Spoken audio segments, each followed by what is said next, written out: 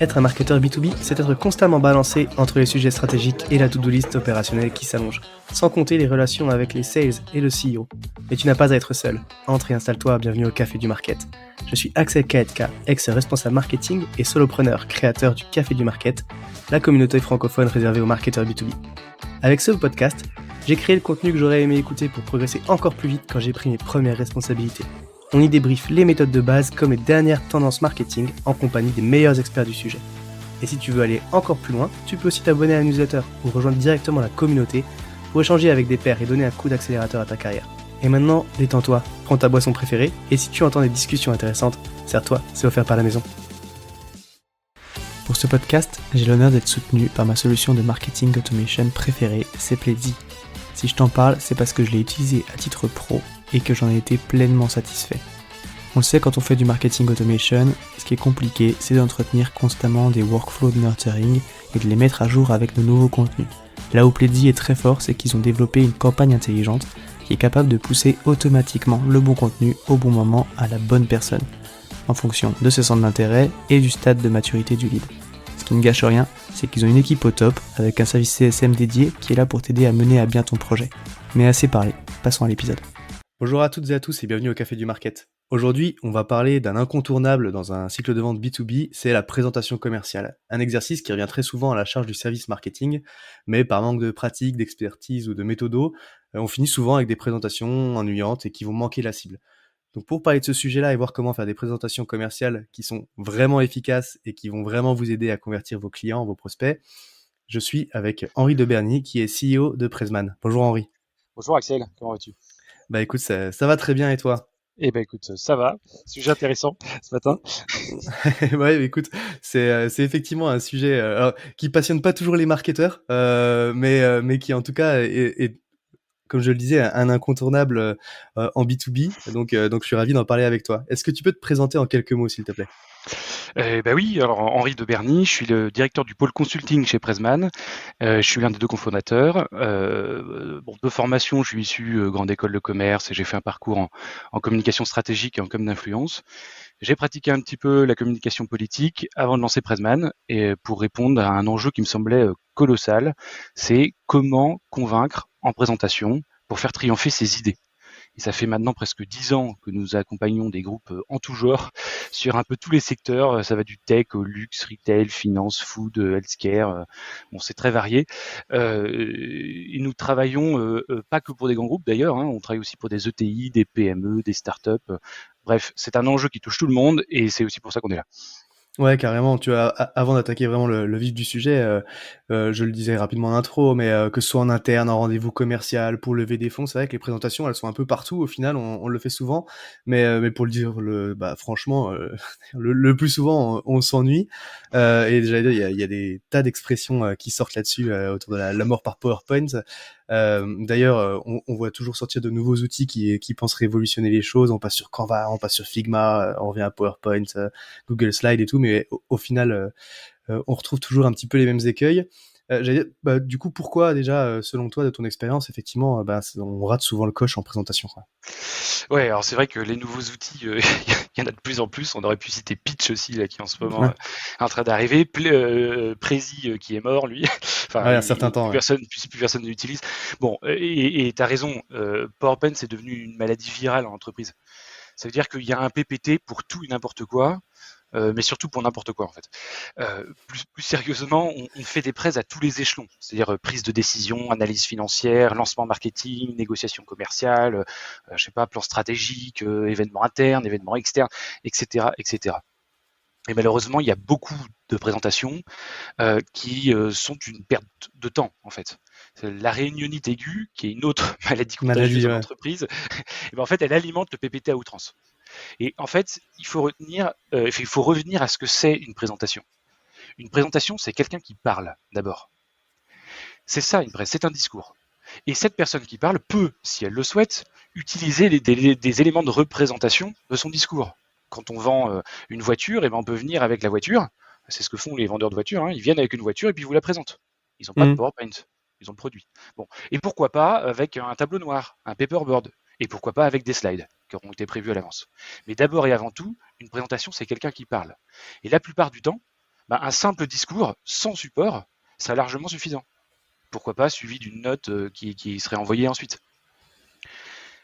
Et ça, c'est le cas de la plupart des présentations.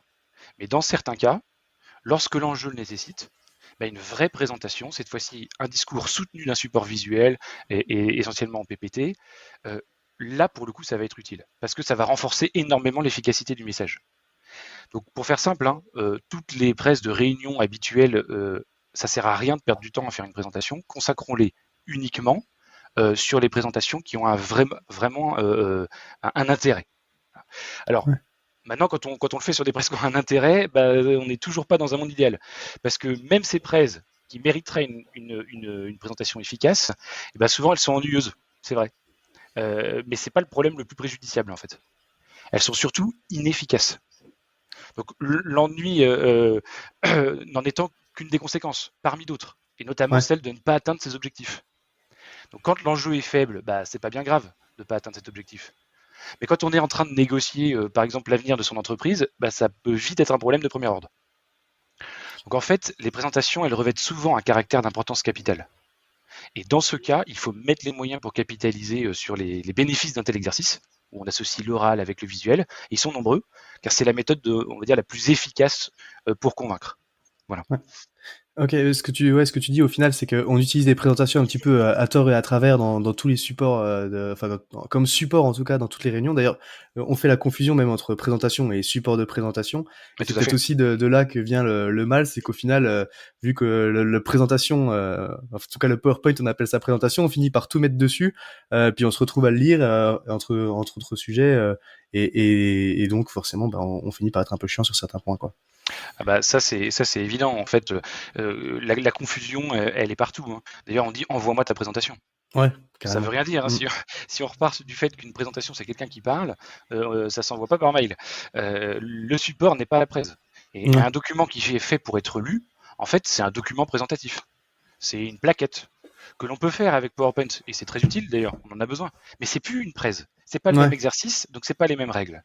Généralement, une présentation commerciale, la plupart du temps, elle va se faire à l'oral. Et là, on est dans le cadre d'une vraie presse commerciale. Ok. Justement, si on en vient au vif du sujet, du coup, la présentation commerciale, on le disait, c'est un exercice qui est central dans un cycle de vente, surtout en B2B, essentiellement B2B d'ailleurs, mais depuis des années et des années, si ce n'est pas des dizaines d'années. Pourtant, on trouve toujours un petit peu les mêmes écueils, on pêche toujours dans cet exercice, on commence toujours par parler de soi, enfin, on le voit beaucoup. C'est quoi les erreurs récurrentes que tu vois du coup dans cet exercice-là? Ouais, tu en as déjà cité un. Bon, il y en a beaucoup en fait. Déjà, il y a de nombreuses sociétés qui nous appellent pour retravailler leur presse commerciale. C'est un peu la typologie de présentation qu'on travaille le plus souvent, tant l'enjeu est important, parce que quelle que Ouais. soit la taille de l'entreprise, c'est le nerf de la guerre. Et c'est déjà difficile d'obtenir des rendez-vous commerciaux, donc quand on les a, faut pas les louper. En fait, c'est extrêmement varié. Les demandes sont variées sur des secteurs d'activité qui, eux, n'ont rien à voir entre eux. Mais dans le fond, le but d'une presse commerciale, c'est toujours le même, convaincre. Mm. Et cet exercice, en fait, il est mal compris. La plupart des présentations qui nous sont fournies, elles condensent de nombreux problèmes, on va dire, de structure, de contenu, de discours et de représentation. C'est-à-dire que sans rentrer forcément dans le détail, on peut en citer juste quelques exemples. Tu l'as dit tout à l'heure, très souvent ça commence par une partie corporate sur nous bien chargée. La quasi-totalité des cas, on n'a pas d'objectif précis. Je l'ai encore Mhm. eu hier là, avec un client. On n'a pas d'éléments différenciants qui soient forts. On détaille énormément de choses, parfois inutiles, sans qu'on ait jamais compris le principe de fond de ce qui est vraiment proposé. Il n'y a pas de prise en compte des croyances de la cible.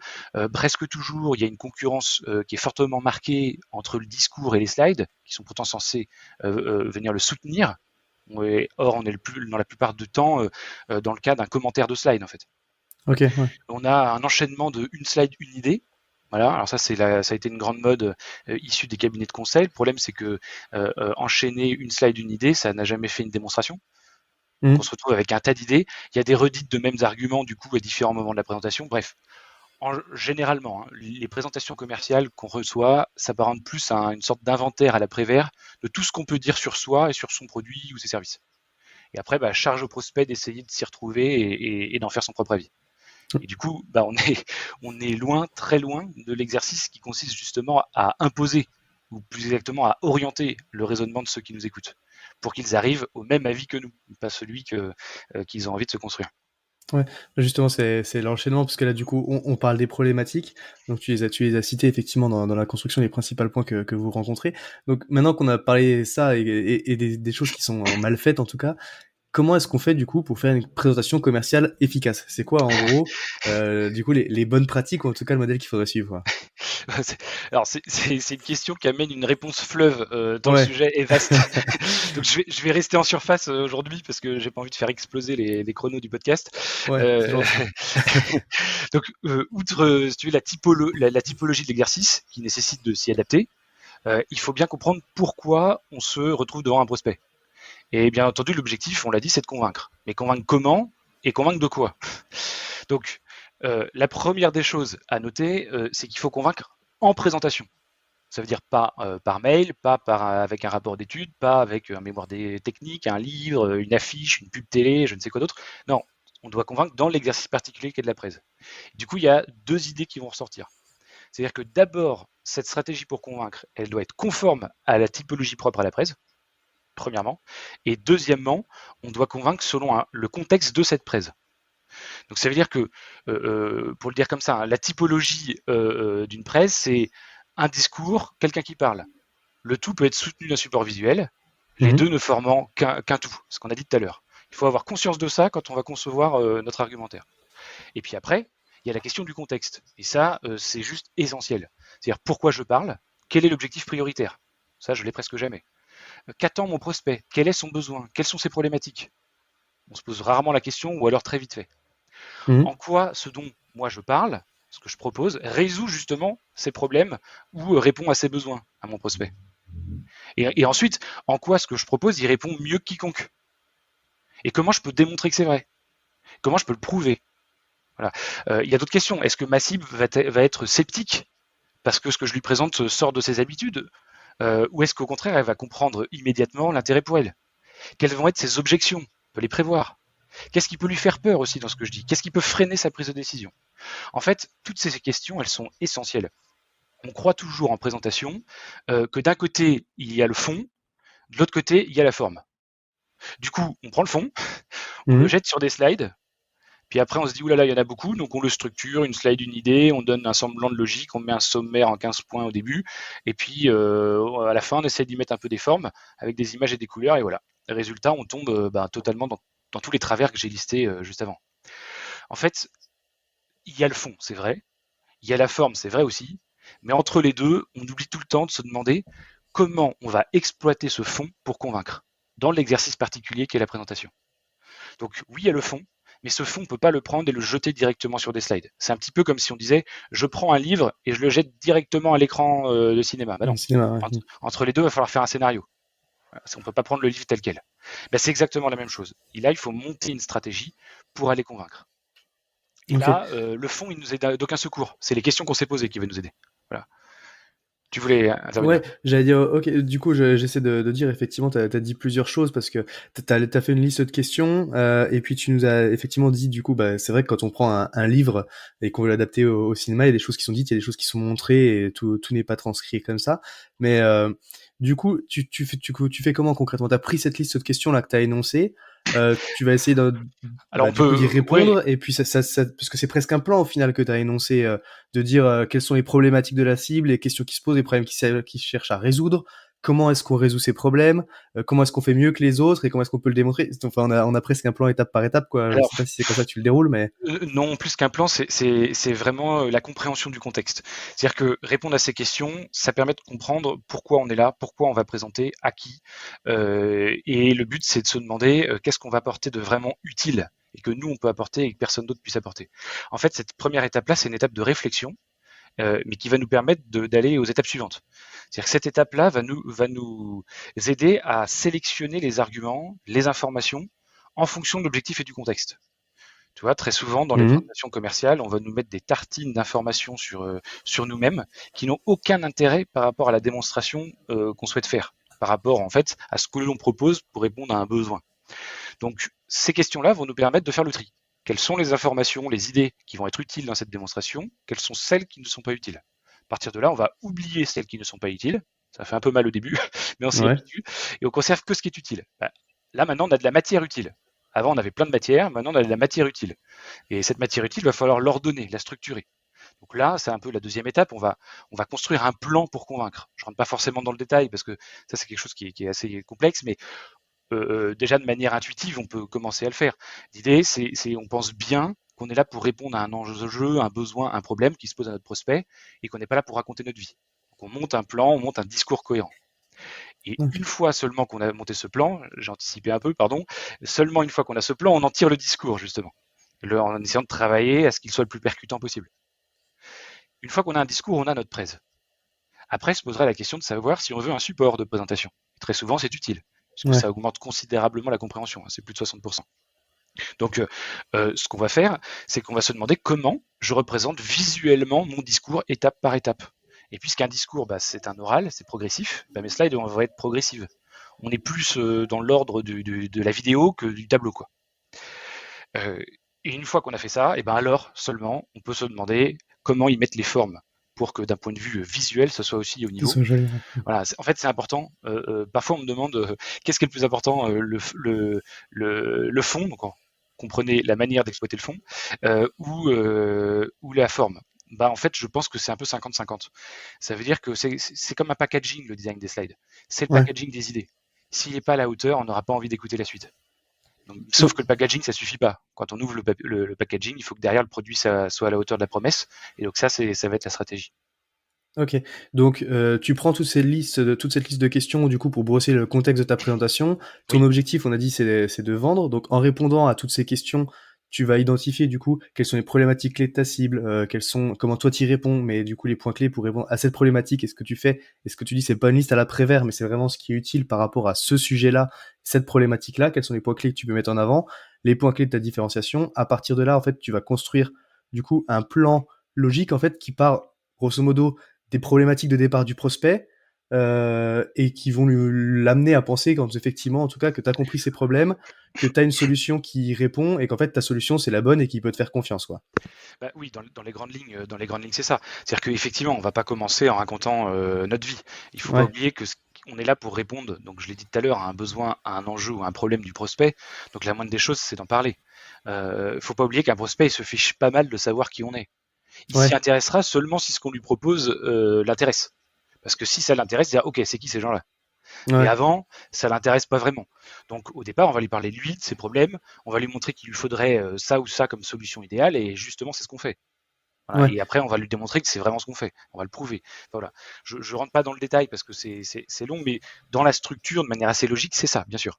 Ok. Tu vois, c'est vrai que ça me fait penser c'est un petit peu comme une landing page d'un site internet, ou en tout cas, même sur un site internet, quand on y pense, c'est ce qu'on dit en général quand on construit la page. Et en fait, les premières questions que se pose le prospect, c'est pas, tu le vois beaucoup sur les entreprises qui commencent en disant nous sommes ceci, ou la solution pour faire ça, ou machin. Mais non, la question qui se pose, le premier truc, c'est qu'est-ce que tu peux faire pour moi? Ouais, Ensuite, il va exactement. se demander qui t'es et pourquoi il te ferait confiance.